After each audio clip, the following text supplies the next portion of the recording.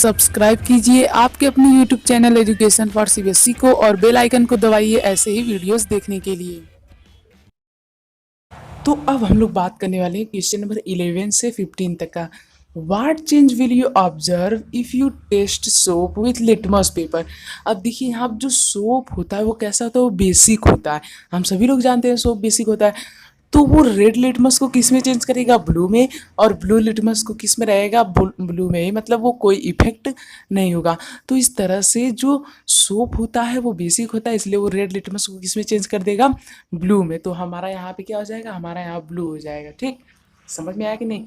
अब देखिए what is hydrogenation, what is it's industrial application.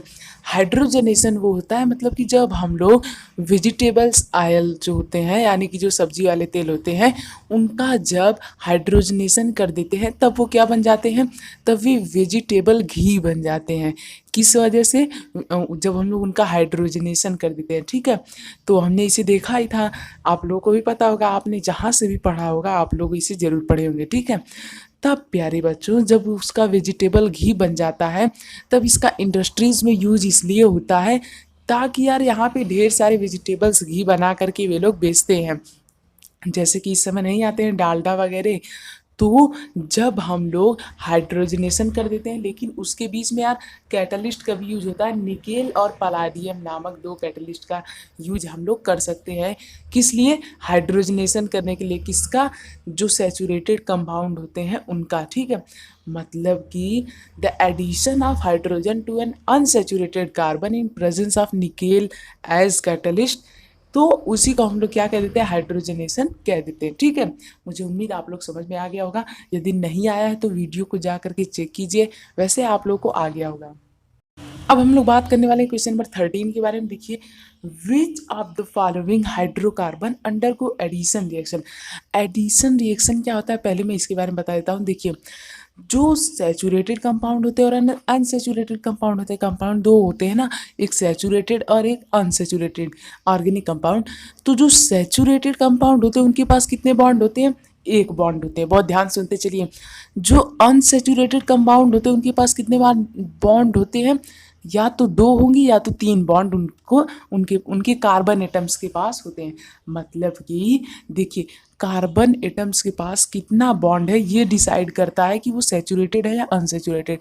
जैसे मान लीजिए कार्बन बॉन्ड के पास यदि दो कार्बन कार्बन एटम है, इनके बीच में यदि सिंगल बॉन्ड है तो कौन सा हुआ, तब हुआ सैचुरेटेड। यदि डबल बॉन्ड है तब कौन सा, अनसैचुरेटेड। ट्रिपल बॉन्ड है तब कौन सा, तब भी अनसैचुरेटेड ही होगा। ठीक है, तो सैचुरेटेड अनसैचुरेटेड समझ में आया। अब यहीं से फंडा शुरू होता है। जो सैचुरेटेड कंपाउंड होते हैं वे लोग सब्स्टिट्यूशन रिएक्शन करते हैं, जबकि अनसैचुरेटेड कंपाउंड क्या करते हैं, एडिशन रिएक्शन करते हैं।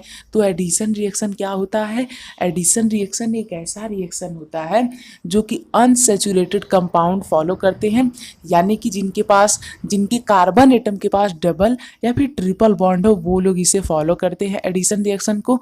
और इसी के साथ साथ जब डबल और ट्रिपल बॉन्ड हो गए तो वो क्या हो गए, एल्कीन और एल्काइन। तो एल्कीन और एल्काइन क्या करते हैं, इसे फॉलो करते हैं, किसे, एडिशन रिएक्शन को फॉलो करते हैं।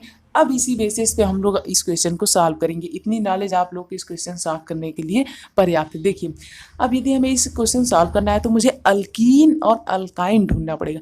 अल्कीन का जनरल फार्मूला क्या होता है, CnH2n, यानी कि C एक है H दो है, C दो है तो H चार है, C तीन है तो H कितना हो जाएगा, 6।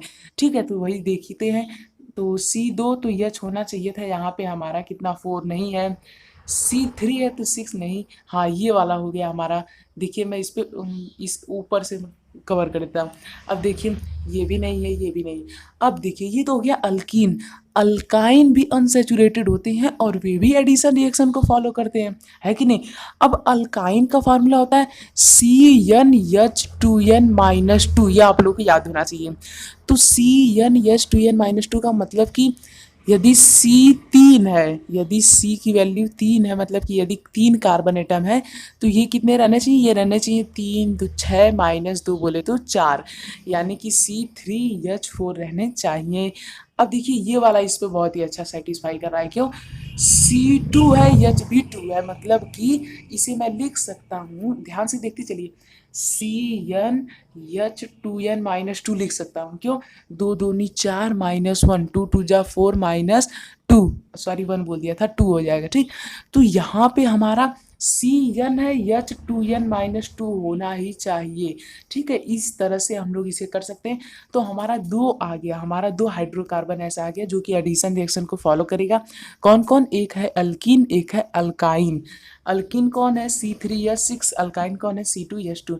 तो ये क्वेश्चन थोड़ा अच्छा था, इसलिए इसे इतना डीप में समझाया, और वैसे भी आप लोगों को ये पता होना चाहिए। अब बाकी से बहुत आसान है। Give a test that can use to differentiate chemically between butter and cooking oil. यदि हमें बटर और कुकिंग ऑयल को डिफरेंशिएट करना है, तो हमें एक बात तो पक्की रहनी चाहिए, यहाँ पे जो बटर होता है वो क्या होता है? ये सैचुरेटेड होता है, जबकि कुकिंग ऑयल अनसैचुरेटेड होता है। अरे भैया, कुकिंग ऑयल अनसैचुरेटेड होता है तभी तो उसका हाइड्रोजनेशन करते हैं और वेजिटेबल घी बनाते हैं। अरे डालडा तभी ना बनता है। डालडा कैसे बनता है? अनसैचुरेटेड कंपाउंड का हाइड्रोजनेशन से। अब अनसैचुरेटेड कंपाउंड में हमने बहुत फेमस एग्जांपल देखा था वेजिटेबल ऑयल वाला। तो इस तरह से हम लोग समझ सकते हैं कि वेजिटेबल ऑयल यानी जो कुकिंग ऑयल होता है, ये कौन सा ऑयल होता है? अनसैचुरेटेड। अब ये सैचुरेटेड होता है बटर, बटर सैचुरेटेड होता है। तो जब हम लोग इन दोनों का रिएक्शन कराएंगे ब्रोमीन से, तो जिसके रिएक्शन में ब्रोमीन कलरलेस हुआ वो क्या हो जाएगा? वो हमारा कुकिंग ऑयल हो जाएगा। जिसके में कुछ नहीं होता है वो हमारा क्या हो जाएगा? मतलब कि देखिए, सॉरी सॉरी सॉरी सॉरी, जिसमें कलरलेस हो गया वो क्या हो गया? बटर। जिसमें कुछ भी नहीं हुआ वो क्या हो गया? Cooking oil. तो इस तरह से हम लोग आसानी से इसे पहचान सकते हैं, ठीक है। तो यदि हमें बटर और कुकिंग ऑयल को डिफ्रेंशिएट करना है तो हम लोग कैसे करेंगे? हम लोग सिंपली रेड ब्राउन कलर का ब्रोमीन एसिड, सॉरी ब्रोमीन ले लेंगे, ठीक है। अब देखिए यहाँ पे explain the mechanism of cleaning action of soap. ये बहुत आसान है, इसे हम लोगों ने वीडियो में ही कर लिया था। फिर भी जिन लोगों ने वो वीडियो नहीं देखा उसे बताया था। देखिए होता क्या है कि जब हम लोग सोप को हमारे मान लीजिए कोई डर्टी क्लॉथ है, कोई गंदा कपड़ा है, उस पर यदि हम लोग लगाते हैं और वहाँ पर वाटर भी रख देते हैं, तब होता क्या है कि ये जो एक मान लीजिए ये एक छोटा सा सॉयल का एलिमेंट है, ठीक है, मान लीजिए एक गंदा एलिमेंट है, तब जो यहाँ पे सॉरी, जो सोप की जो मॉलिक्यूल होते हैं, जो हाइड्रोकार्बन वाले होते हैं, वो लोग इसे अटैच कर लेते हैं, देख रहे हैं आप लोग, इसे जकड़ लेते हैं, और फिर इसके बाद जैसे हम लोग इन्हें धुलते हैं ये लोग निकल जाते हैं, ठीक है। तो इस तरह से ये लोग सेपरेट हो जाते हैं। वैसे भी आप लोग के पता ही होगा। तो बस इस तरह से आपकी एक्सरसाइज खत्म होती है। मुझे उम्मीद आप लोग को समझ में आएगा। किसी भी क्वेश्चन में कोई भी डाउट हो तो कमेंट कर दीजिएगा। तो चलिए मिलते हैं अब अगले वीडियो में।